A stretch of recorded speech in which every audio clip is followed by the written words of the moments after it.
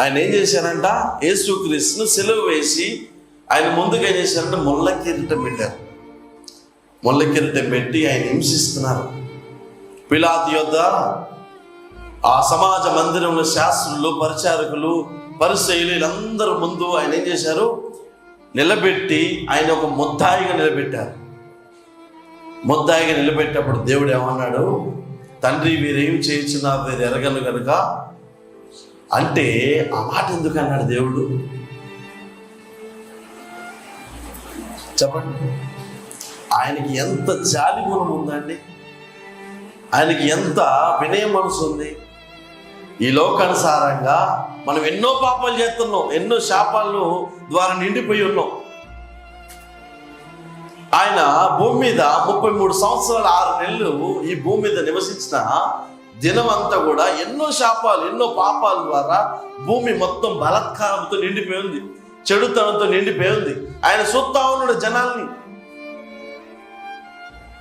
ఒక స్త్రీ కూడా ఆయన ఆ పరిచర్య చేస్తున్న సమయంలో ఆయన వస్త్రాన్ని పుట్టుకుంటే ఏమైందావా, స్వస్థపరచబడింది.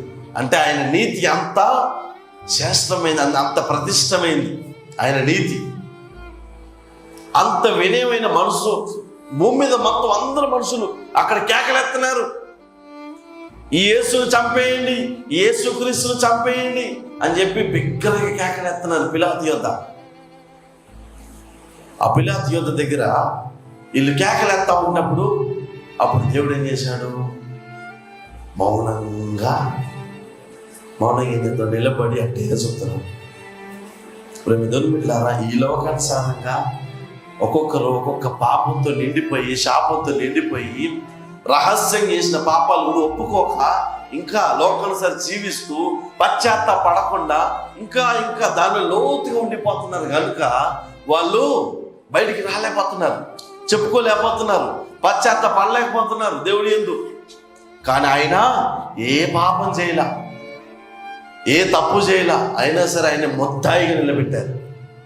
ఎన్నో వేల మంది ముందు కేకలెత్తున్నారు, ఈయన తప్పు చేశాడు, ఈయనని సిలువ వేయండి, బరబ్బను విడుదల చేయండి అని చెప్పి కేకలెత్తా ఉన్నారు. అప్పుడు దేవుడు పలికిన ఆ మాట, తండ్రి ఎవరికి ప్రార్థన చేస్తున్నాడు, ఎవరితో పలుకుతున్నాడు, తండ్రి అని యెహోవాతో మాట్లాడుతున్నాడు.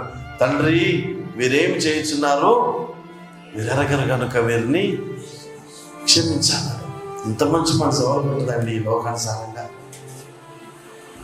ఈ లోకంలో నీకు నాకు మనకి చిన్న పాము పుట్టినా సరే, చెవు పుట్టినా మనల్ని హాస్పిటల్ తీసిపోయిన వాళ్ళు తప్ప, మన గుండె జబ్బు మనకు గుండె జబ్బు వచ్చింది, ఆ గుండె మొత్తం తీసేయాలి, ఇంకొక కొత్త గుండె ఇవ్వాలి.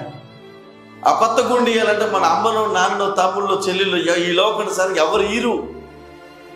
మనకిచ్చింది మన పాప శాపాల గురించి, ఈ లోకానుసారంగా మనకి పాపం అనే ముడి విముక్తి చెందుతానికి, పరలోక రాజ్యంలో మనకి స్థానం పొందుతానికి, ఉండటానికి ఆయన ఏం చేశాడు, ఆయన అమూల్యమైన రక్తంతో మనందరినీ శుద్ధీకరించిన దినం. హల్లెలూయా. ఎవరంటారు ఈ లోకం, ఎవరంటారు? ఏ పాపం చేయలే ఆయన, ఏ తప్పు చేయలే, ఏ పాపం ఏ తప్పు చేయకపోయినా సరే ఆయన ఏమంటాడు, ఆ స్థానం నుండి ఆయన అనొచ్చు, పిలాతు యొద్ద నుండి అనొచ్చు, ఆయన నేనేం తప్పు చేసినా,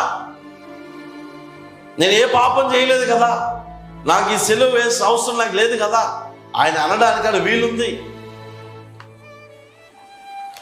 కానీ ఆయన ఏమన్నాడు, మౌనంగా ఉన్నాడు. ఆ సమయంలో మౌనంగా ఉండి ఏం చేశాడు, ఆయనలో ఆయన ప్రార్థన చేసుకుంటున్నాడు. తండ్రి వీరేం చేయించున్నారు, వీరు ఎరగరు కనుక వీరిని క్షమించమని చెప్పాడు. మనలో మరి ఎంతమందికి క్షమించే గుణం ఉంది? మనలో ఎంతమందికి వినయం ఉండే మనసు ఎంతమందికి ఉంది? మనలో ఎంతమందికి కరుణ అనే మనసు ఉంది? లేదు. ఆయన మనసు మనకు కావాలంటే ఆయనలాగా మనం ఆలోచించగలగాలి, ఆయనలాగా మనం ఏం చేయాలి, తండ్రికి విన్నపం చేయాలి, ఆయనలాగా మనలో తగ్గింపు మనసు ఉండాలి, ఆయనలాగా మనకి ఆ యొక్క లోబడే తత్వం ఉండాలి. సంఘానికైనా సరే, దేవుడి సేవకులకైనా సరే, దేవుడికైనా సరే మనం ఏం చేయాలి, తగ్గించుకునే మనసు మనలో ఉంటే ఆయన మనసు మనకు వస్తుంది. హల్లెలూయా.